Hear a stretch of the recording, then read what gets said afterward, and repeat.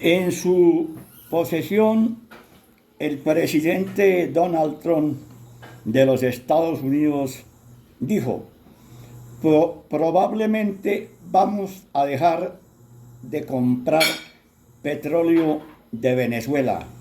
No necesitamos su petróleo". Esto demuestra claramente que ese mito que han vendido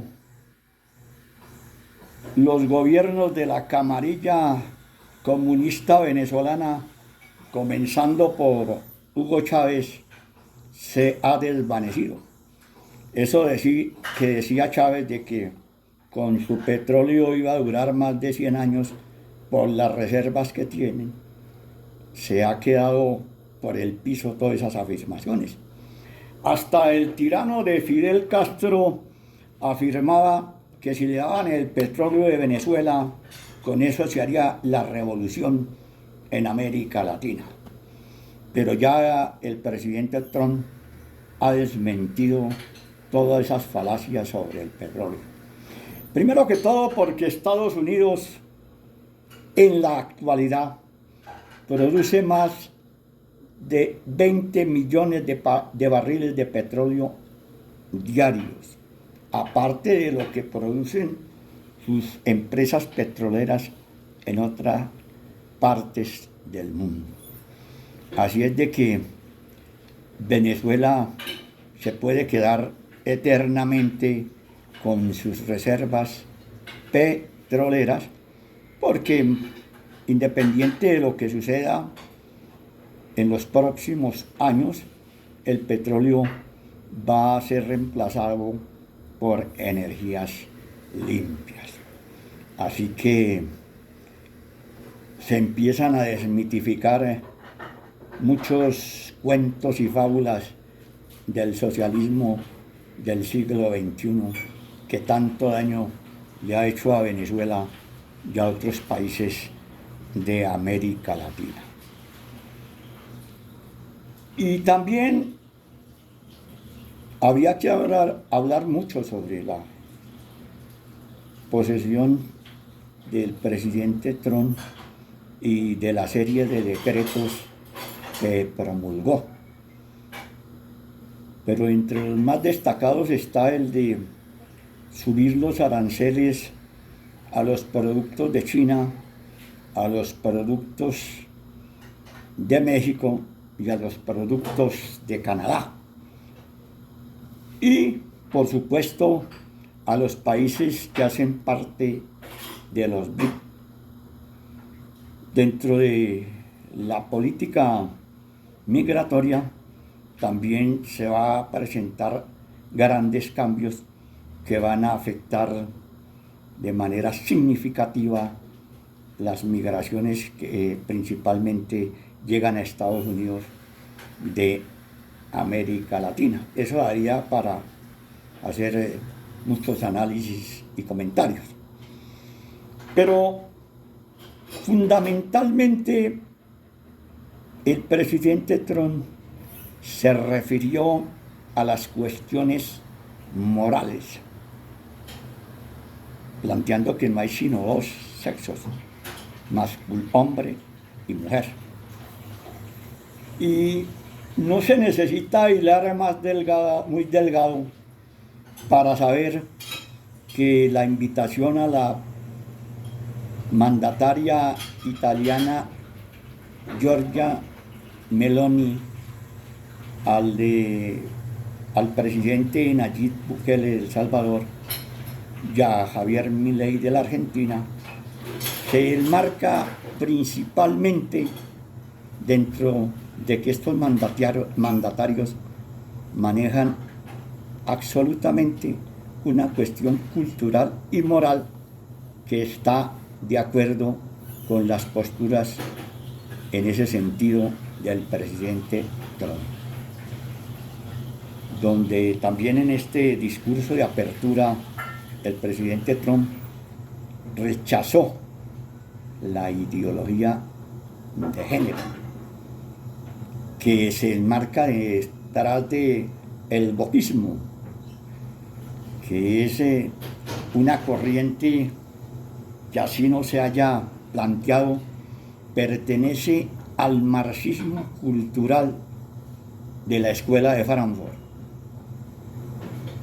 nacida en el año 1921, que busca avasallar y amilanar la cultura occidental. Por eso Gramsci, uno de sus exponentes, comunista italiano él, planteaba que primero había que tomar el poder cultural, porque tomándose el poder cultural, el poder político caía como fruta madura. Entonces, en ese aspecto, indudablemente, que eso es fundamental, el presidente Trump quiere defender los valores occidentales, que no son planteamientos de opresión ni cosa por el estilo, sino que hay que respetar las culturas de los diferentes países. Y la civilización occidental existe como tal, como existen otras civilizaciones en el mundo. El hecho de que América Latina sea una especie de paria en cuanto a la civilización no quiere decir que se tiene que enlodar la cultura occidental.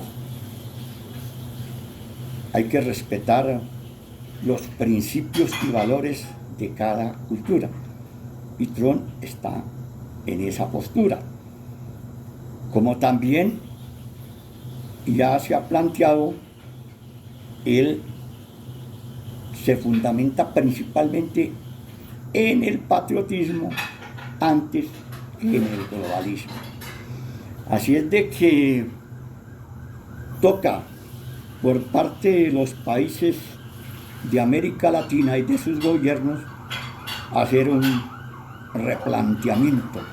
Como se dice coloquialmente, hay que volver a barajar en el problema migratorio, en la cuestión de las drogas. Todo esto que incide profundamente en Estados Unidos y también en América Latina, cuyos países reciben millones, miles de millones de remesas. Por ejemplo, los países o los gobiernos que más odian a Estados Unidos, como el caso de el sátrapa de Maduro, o el de Díaz-Canel, o el de Ortega, aquí en América Latina, son los que reciben gigantescos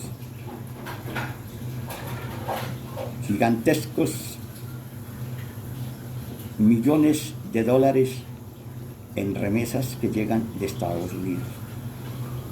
Entonces, ya es clara la situación. En países como Colombia, con el gobierno de Petro deben guardar bastante prudencia a lo que vaya a suceder más adelante, porque en definitiva ya estamos después de la Guerra Fría, a pesar de que los sectores comunistas con sus diferentes motes digan lo contrario. Estamos en un mundo multipolar, de manera que ya no se puede estar hablando de imperios, sino de países que tienen ventajas sobre otras naciones. Entonces, las naciones subdesarrolladas y atrasadas tienen que estar pendientes de eso, de a ver cómo buscan su desarrollo, de superar esos complejos, de esos miserabilismos y de superar ese tercermundismo, que de todas maneras es un término que todavía se puede adaptar, producto de que los países de América Latina en su gran mayoría andan anclados en el subdesarrollo, principalmente por la frustración, por el resentimiento y por los complejos. Así es de que vienen nuevos vientos nuevos protagonistas, nuevas acciones, y los países latinoamericanos deben de estar preparados para todo lo que puede venir en un futuro con la presidencia de Donald Trump en Estados Unidos.